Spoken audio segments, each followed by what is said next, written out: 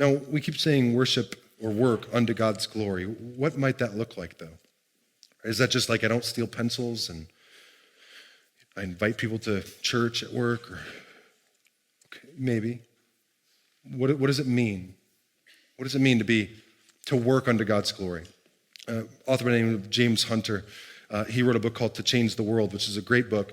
It's ironic because he's calling us not to change the world, but it's a really good book. And he talks about Christians and their calling then, because of what the scriptures teach, is to faithful presence.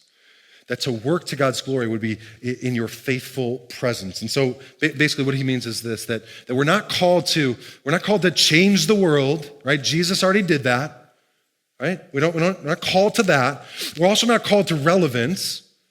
Right? Christianity is never going to be cool. You can't make it cool. We're not called to make it relevant. It's already relevant. We don't have to make it relevant, and we certainly don't need to try to make it cool, which means we don't leave our secular job to go create a Christian alternative of that.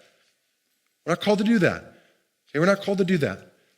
You don't leave your secular business to go to a Christian business. There's no such thing as a Christian business. Businesses aren't saved. Businesses don't go to heaven. Jesus didn't die for businesses. It's not real. So we're not called to make things relevant or cool. We're not called to change the world. We're also not called to be afraid of the big bad world. I'm not going to get involved in that. I'm not going to be a part of that. I had one guy recently, he started a new job and he said, man, I just don't like it here. Everyone's just, really sinful. Yeah, I know. The people. Yeah, but it's just a dark place to be in. Great, you can be light in the dark. I think I read that somewhere. Yeah, we shouldn't be afraid of the big bad world.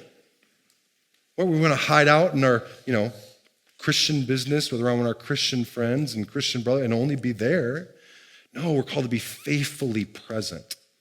Faithful presence.